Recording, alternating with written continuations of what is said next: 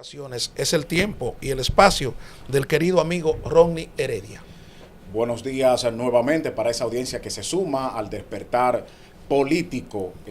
Ayer una legisladora sometía un proyecto de ley que me hizo pensar en esa teoría que yo tengo hace tiempo de que en el Congreso se dan varios fenómenos con nuestros legisladores. Hay algunos que van solamente a ponchar, sí, a ponchar.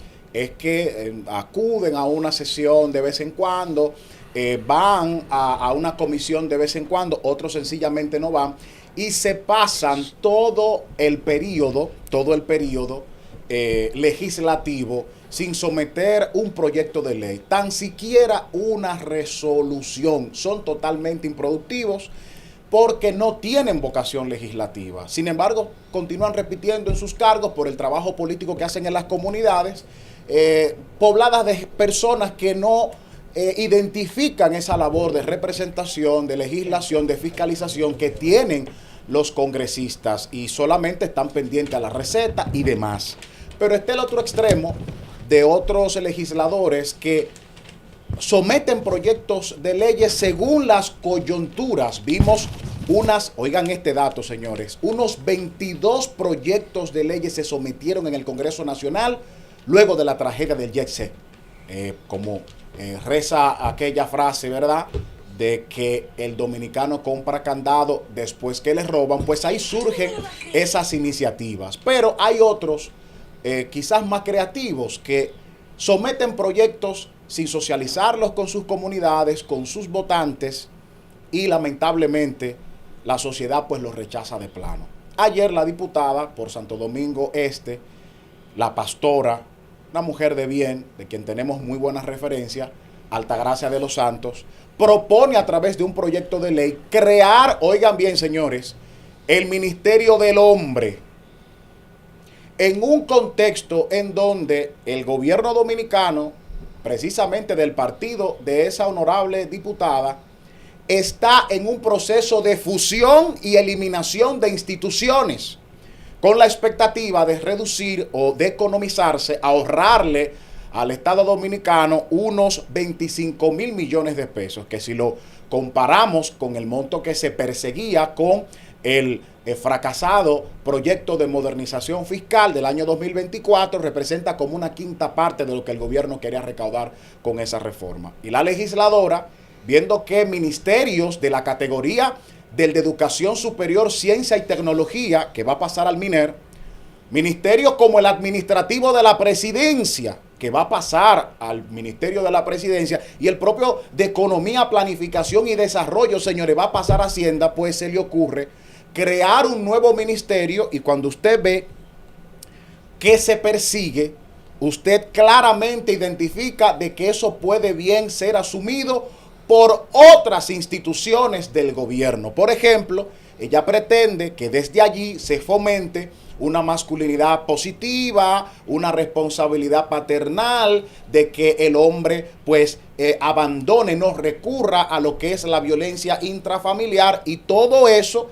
que puede ser bien tratado por otros ministerios. Además, viendo el problema de la violencia intrafamiliar como algo que no se origina simple y llanamente porque el hombre actuó y fue violento. Eso tiene un antecedente, eso tiene un génesis que es el que debe ser atacado. Y la construcción de una masculinidad positiva, como se le llama ahora, debe empezar desde el hogar, y por ende también ese segundo escenario de socialización que tiene el ser humano, que son las escuelas. Desde ahí, legisladora, hay que comenzar a trabajar, pero no abultando más la nómina pública. Revisaba brevemente el presupuesto general de la Nación del año 2025 y el Ministerio de la Juventud, por ejemplo, tiene un presupuesto que sobrepasa los 700 millones. En el caso del Ministerio de la Mujer, pasa de los 1.200 millones. Si se crea un Ministerio del Hombre ahora, pues estaríamos creando una institución que promedie quizás entre los 500 y 1.000 millones de pesos. Y decimos, ¿cuál es la visión? ¿Cuál es el norte de nuestros legisladores?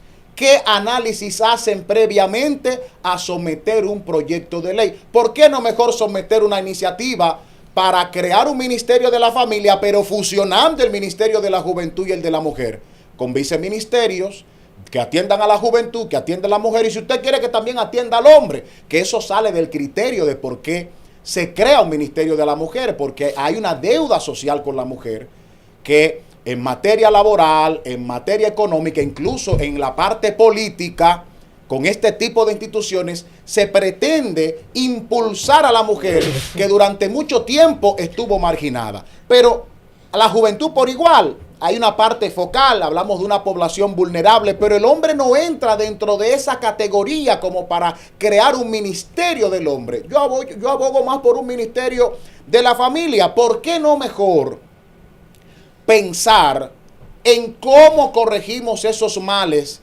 que hacen que el hombre dominicano, porque es nuestro país, ¿verdad? Y es la labor suya como legisladora, pensar en el dominicano, es violento.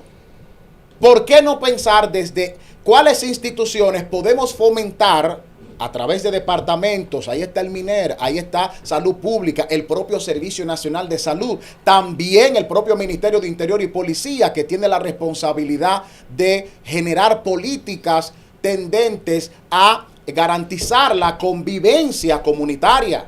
¿Por qué no incorporarlos? ¿Y por qué pensar en crear necesariamente un ministerio, repito, abultando más la nómina pública? Yo pienso que nuestros legisladores deben hacer un esfuerzo de investigar mejor cómo pretenden lograr sus objetivos, porque la intención yo no la voy a cuestionar. Altagracia, la información que tengo es que es pastora, y yo conozco la labor que realiza la iglesia evangélica en los barrios y de otras denominaciones. Es una labor encomiable, pero con iniciativas como estas no se va a lograr lo que se quiere. Por eso yo le insto a investigar, a analizar, a buscar asesoría. Claro, porque sin estadísticas, sin datos, usted no puede generar políticas públicas. Primero hay que saber cuál es el problema y cómo lo podemos atacar, pero además los abogados hacen algo que le corresponde mucho más al legislador, que es el hacedor de leyes, que es el ejercicio del derecho comparado. ¿Cuál país ha creado un ministerio del hombre para ayudar al sexo masculino a que sea menos violento, menos agresivo? No hay antecedente. Entonces, es importante que primero nos asesoremos. Mi consejo final para la legisladora, que creo que debe mejor poner el ojo, el oído en el corazón de esa comunidad, de esa circunscripción en Santo Domingo Este que él eligió, quizás una resolución, no es que tiene, cuando menciono que al principio el gobierno tiene una política de fusión y eliminación, que el Congreso tiene que ser un sello gomígrafo, pero hay un tema de unidad, de visión país, que se supone que los que están en el poder tienen que enfocarse. Y además, al PRM hay que recordarle que hay leyes en ese Congreso Nacional, que hay una mora legislativa altísima de leyes que debieron emanar de la Constitución del 2010 e incluso reforma de leyes con esa Constitución proclamada el 27 de octubre del año 2024 que necesitan atenderse. Sin embargo, no se le presta atención. El Código Penal ya tiene más de 20 años. La ley que crea el Sistema Dominicano de la Seguridad Social también necesita atención. Y la alerta para los legisladores del Partido Revolucionario Moderno es que algunos se toman la libertad de someter proyectos como este, que para mí, aunque la intención sea buena, en la forma y en el mismo fondo también tiene demasiadas debilidades. Es que si no se atienden esas leyes que el país está esperando, en este cuatrenio, cuando ustedes tienen una mayoría abrumadora, no una mayoría absoluta, abrumadora, que prueben aprobar lo que ustedes quieren y que no tienen excusas, porque la reforma constitucional se sometió después del 16 de agosto y ya el 27 de octubre estaba siendo proclamada, con lo que implica la declaratoria de la necesidad de la Asamblea Nacional. Con todo ese proceso lo llevaron a cabo desde el mes 8 a mitad hasta final del mes 10. O sea que cuando hay voluntad política se quiere. Si se termina este cuatrenio sin ustedes darle a este país, teniendo la mayoría necesaria, un código penal que deje de incentivar lo malo, porque yo creo que el Código Penal en parte incentiva lo malo. ¿En qué sentido? Es la lógica de que la ley tiene un aspecto coercitivo, que es trabajar la mente de la población para desincentivarla a cometer determinados delitos que el Estado tipifica, ¿verdad?, como algo dañino que merece una pena de cárcel. Cuando usted ve que, por ejemplo, hay penas de 2 años, para una persona que estafa inmobiliariamente, que se robe 10 millones de dólares, es como que la ley le está diciendo al ciudadano, robe, pero robe mucho. Entonces, si el PRM termina este cuatrenio sometiendo proyectos así y no prestándole atención a lo importante en las urnas en el 2028, pudieran recibir una factura de parte de la